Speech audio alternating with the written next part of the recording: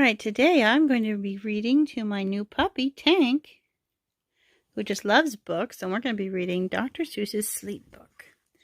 This book is to be read in bed. Tank, are you in bed?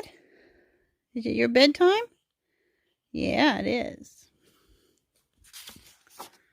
Dr. Seuss's Sleep Book. The news just came in from the county of Keck that a very small bug by the name of Van Vleck is yawning so wide you can look down his neck. This may not seem very important, I know, but it is, and that's why I'm bothering telling you so. A yawn is quite catching, you see, like a cough. It just takes one yawn to start other yawns off. Now the reports have come in that some friends of Van Vleck's are yawning so wide you can look down their necks. At this moment, right now, under 7 more noses, great yawns are in blossom. They're blooming like roses. We think, Tank, you like this book? The yawn of that one little bug is still spreading.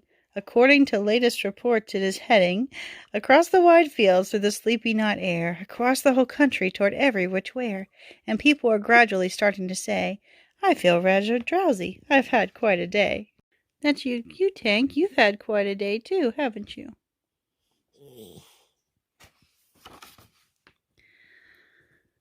Creatures are starting to think about rest.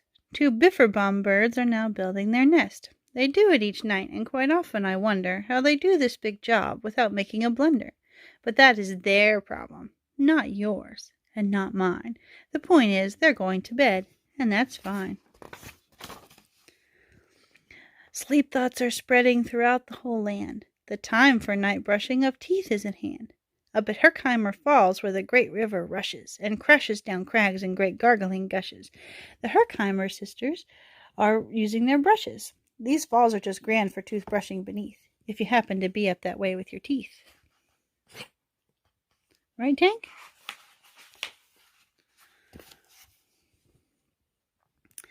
The news just came in from the castle of Krupp that the lights are all out and the drawbridge is up.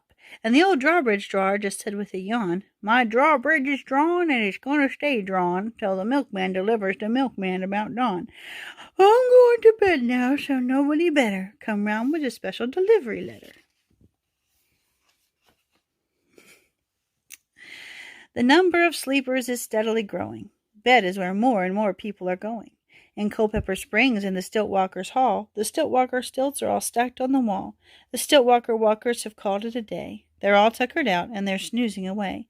This is very big news. It's important to know, and that's why I'm bothering telling you so. Way out west, in the town of Merced, the Hinklehorn Honking Club just went to bed.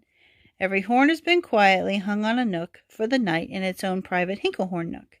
All this long, happy day they've been honking about, and the Hinklehorn honkers have honked themselves out. But they'll wake up quite fresh in the morning, and then they'll start right in Hinklehorn honking again.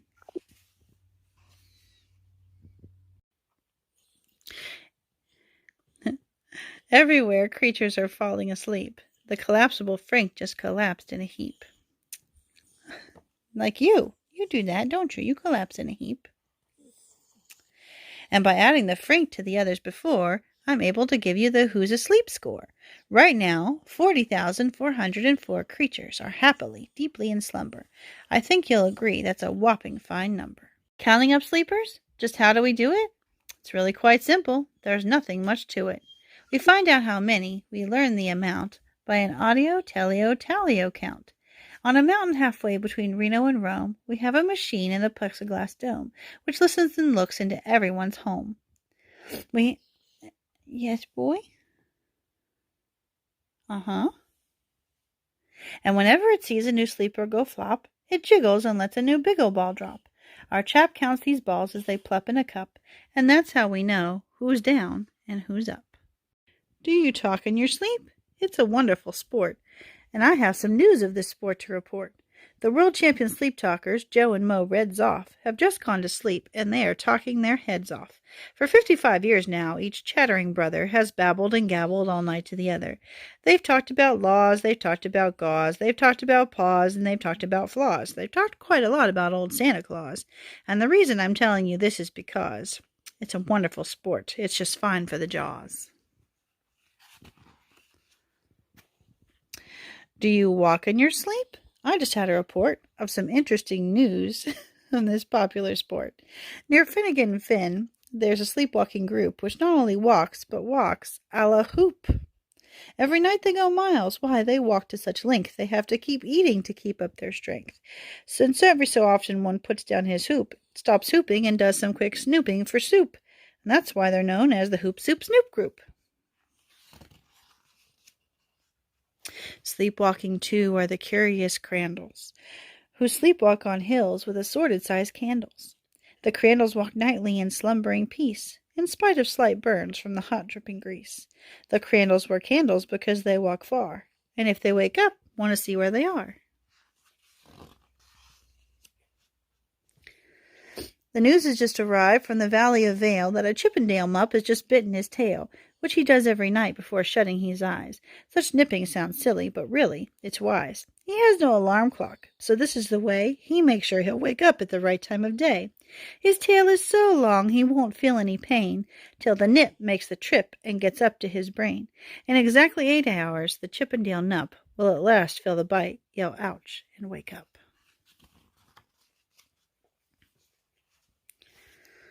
A Mr. and Mrs. J. Carmichael Crocks have just gone to bed near the town of Fort Knox, and they, by the way, have the finest of clocks.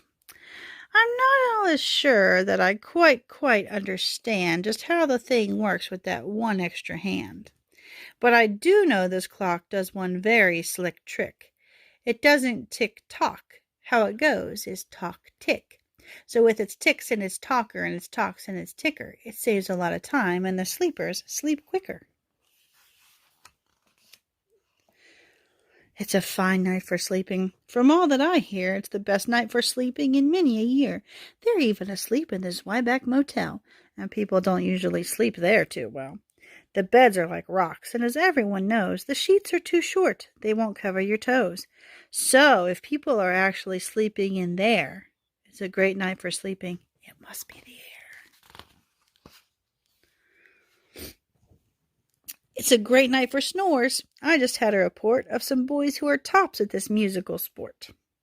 It's Snorter McPhail and his Snore-Snort Band. This band can snore Dixie and Old Suwannee River so loud it can make 40 elephants shiver. The loudest of all the boys is McPhail. He snores with his head in a 3-gallon pail.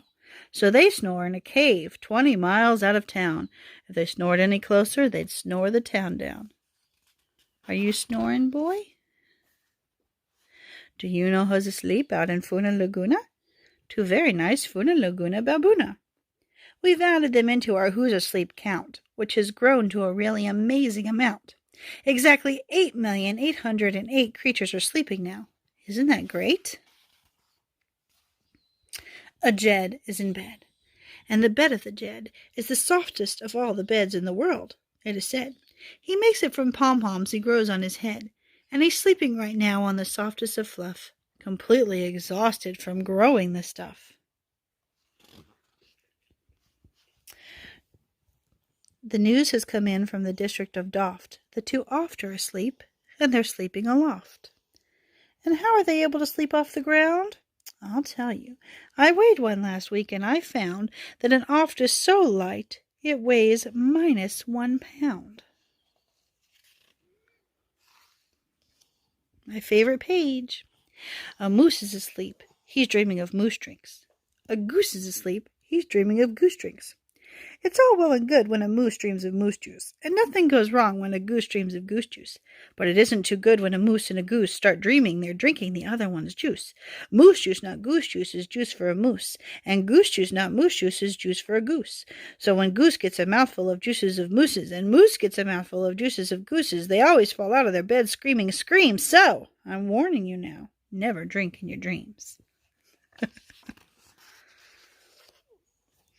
Speaking of dreaming, I think you should note that the Bumbletub Creek is now dreaming afloat. Every night they go dreaming on Bumbletub Creek, except for one night every third or fourth week, when they stop for repairs because their Bumbletubs leak. But tonight they're afloat full of dreams full of bliss, and that's why I'm bothering telling you this.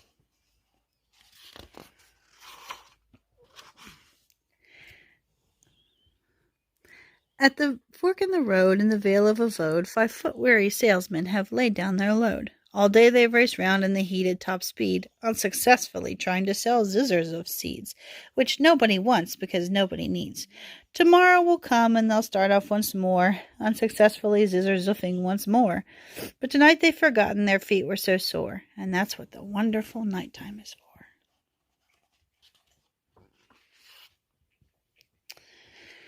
Everywhere creatures have shut off their voices. They've all gone to bed in the beds of their choices.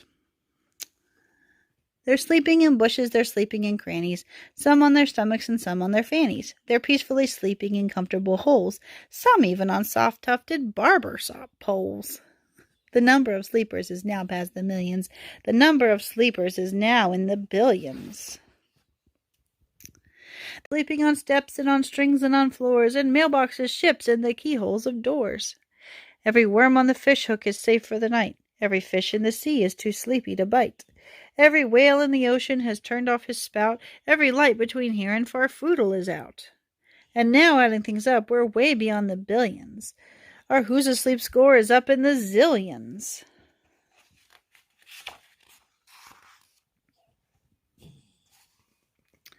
$99,000,000,9,000,000,002 creatures are sleeping. So, how about you? When you put out your light, the number will be 99,000,000,9,000,000,003. Good night. Good night, Tank.